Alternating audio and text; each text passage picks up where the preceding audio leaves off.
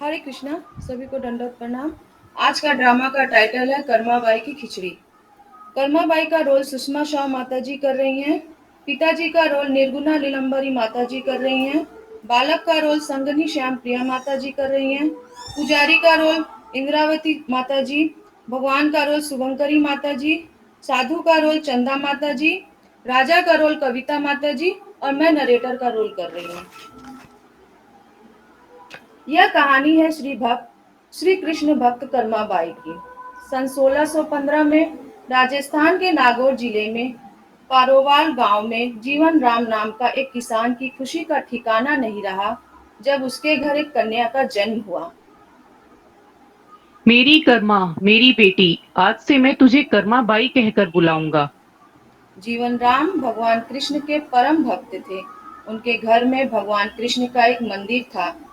जीवन राम भगवान को भोग लगाने के बाद ही कुछ खाते थे। यह उनका नियम था। कर्माबाई जब थोड़ी बड़ी हुई तब एक दिन। पिताजी, आप हमेशा भगवान कृष्ण को भोजन खिलाने के बाद ही भोजन करते हो। हाँ बेटी कर्मा, जब भगवान श्री कृष्ण भोजन ग्रहण कर लेते हैं, उसके पश्चात ही मैं भोजन ग्रहण करता हूँ। पिताजी से यह सब देखते सीखते कर्माबाई का बचपन बीत रहा था। कुछ वर्षों के बाद एक दिन। बेटी कर्मा, मैं कुछ दिनों के लिए तीर्थ यात्रा पर जा रहा हूँ। जी पिताजी, बताइए मेरे लिए क्या आ गया है। बेटी कर्मा, मेरे चले जाने के बाद भगवान श्री कृष्ण की विधि से पूजा करके उन्हें भोग लगाकर भोजन ग्रहण कराना। ठीक है पिताजी, मैं भगवान श्री कृष्ण को भोग लगाकर ही भोजन किया करूंगी। जीवन राम कर्माबाई को भगवान की पूजा और घर की देखभाल की जिम्मेदारी सौंपकर चले गए। अगले दिन। भगवान कृष्ण को भोग लगाना है, जल्दी से खिचड़ी बना लेती हूँ। आज की खिचड़ी, आपकी खिचड़ी की थाली मैं यहाँ रख रही हूँ। आपको जब भी भूख लगे आप खा लेना। मैं तब तक घर के सारे काम निपटा लेती हूँ। कर्माबाई भगवान को भोग लगाकर घर के दूसरे कामों में लग जाती है। बाद में वह आकर देखती है तो पता देखा नहीं भगवान कुछ खाए ही नहीं है। पता नहीं भगवान खिचड़ी क्यों नहीं खा रहे हैं। थोड़ा गुड़ और घी ज्यादा कर देती हूँ। आप मेरे हाथ का भोजन खा लीजिए। भगवान, मुझे ज्यादा व्यंजन बनाने नहीं आता, इसे खा लेंगे। भगवान, मैं आपसे विनती करती हूँ, जब तक आप भोजन नहीं करेंगे मैं भी तब तक भूखी रहूंगी। कर्माबाई भगवान से नाराज होकर भूखी प्यासी उनके पास बैठ गई। दोपहर से शाम हो गई। मूर्ति से आवाज आती है। कर्माबाई, तुमने तो पर्दा नहीं किया। पर्दा करो तभी तो मैं भोजन करूंगा। अरे हाँ प्रभु, रुकिए, अभी मैं अपनी चुनरी का पर्दा कर देती हूँ।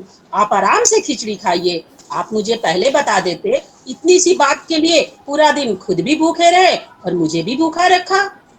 थोड़ी देर बाद देखते देखते पूरी थाली खाली हो जाती है। भगवान को भोग देने के बाद कर्माबाई खुद भोजन करती है। अगले दिन कर्माबाई के पिता तीर्थ यात्रा से वापस आते हैं। कर्मा बेटी, कैसी है तू? पिताजी, मैं अच्छी हूँ। और आपके पीछे पहले तो भगवान ने भोजन ग्रहण ही नहीं किया।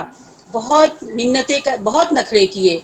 फिर जाकर खिचड़ी खाई। अब तो भगवान सुबह सुबह मेरी बनाई खिचड़ी खा लेते हैं।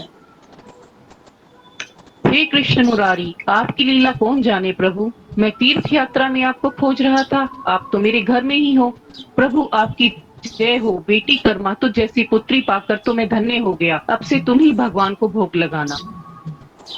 कुछ वर्षों बाद कर्माबाई के पिता स्वर्गलोक को प्राप्त हो गए। इसलिए वह भगवान श्री कृष्ण की मूर्ति को लेकर तीर्थ पर निकल गई। पश्चात वह उड़ीसा के जगन्नाथपुरी मंदिर में पहुंची। बस, अब यहीं जगन्नाथपुरी में एक कुटिया में रहकर भगवान कृष्ण की भक्ति और सेवा करूंगी। एक सुबह बालक।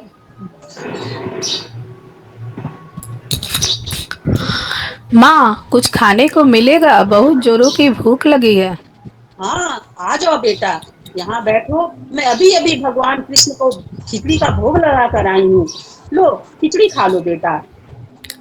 पसंद आई? और बस दूँ? माँ, बस माँ, पूरा पेट भर गया। आनंद आ गया तुम्हारे हाथों की खिचड़ी खाकर। माँ, क्या मैं यह स्वादिष्ट खिचड़ी कल भी खाने आ सकता हूँ? कल ही क्यों बेटा, तुम रोज खिचड़ी खाने आ सकते हो, आ जाया करो। कर्माबाई की कुटिया में बालक के रूप में स्वयं भगवान जगन्नाथ खिचड़ी खाने पधारे थे। एक दिन कर्मा बाई, भगवान को बिना स्नान किए भोग लगाना अच्छी बात नहीं है। तुम रोजाना सुबह पहले स्नान आदि क्रिया करके विधि विधान से पूजा करके ही भगवान श्री कृष्ण का भोग बनाया करो। ठीक है बाबा, अब तो मैं ऐसा ही करूंगी। पहले स्नान करूंगी, फिर भगवान का भोग बनाऊंगी। साधु की बात मानकर कर्माबाई अगले दिन से स्नान कर कर पूजा के बाद ही भोग तैयार करती। इस कार्य में बहुत देर हो जाती, पर वह बालक अपने समय पे ही खिचड़ी खाने आ जाता। माँ, खिचड़ी दो ना, जल्दी दो, मुझे बहुत जोरों की भूख लगी है। माँ। थोड़ी देर रुक जा बेटा, अभी देती हूँ। अब तो बालक रूपी भगवान जगन्नाथ जल्दी जल्दी खिचड़ी खाकर बिना हाथ मुंह साफ किए ही चले जाते। ये जगन्नाथ भगवान के मुंह में कैसी खिचड़ी लगी हुई है। यहाँ पर तो मंदिर में कितने दिन से खिचड़ी का भोग तो नहीं बना। हे प्रभु, आपकी कैसी लीला है। भगवान पुजारी के सपने में आते हैं। अनम्यूट। मेरी भक्त कर्माबाई जो जगन्नाथपुरी में रहती है, वो बहुत ही प्रेम भाव से बाजरे की खिचड़ी को भोग लगाती है। मैं रोजाना कर्माबाई की खिचड़ी खाने जाता हूँ। मुझे मुझे कर्माबाई के हाथ की खिचड़ी बहुत पसंद है। पर एक साधु ने कर्माबाई को रोजाना स्नान आदि करने के बाद भोग बनाने को बोला है, इसलिए भोजन में देर हो जाती है। भगवान जगन्नाथ की बात स्वप्न में सुनकर पुजारी ने हर जगह उस साधु को खोजा और उसे कर, सारी बात बताई। कर्मा बाई, तुम भगवान श्री कृष्ण की परम प्रिय भक्त हो। तुम्हारे लिए नियम विधि की कोई आवश्यकता नहीं है। तुम पहले की तरह ही सुबह उठकर भोग बनाया करो। ठीक है बाबा।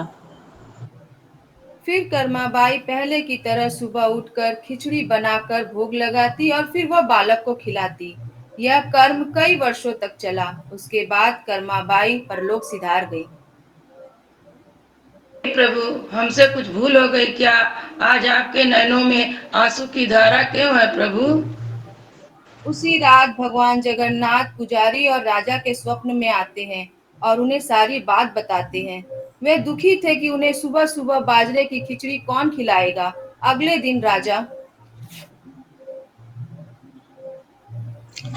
आज से हर सुबह भगवान जगन्नाथ को कर्माबाई के नाम से बनाई बाजरे की खिचड़ी का भोग लगेगा, जिनसे भगवान को कभी कर्माबाई की कमी ना महसूस हो।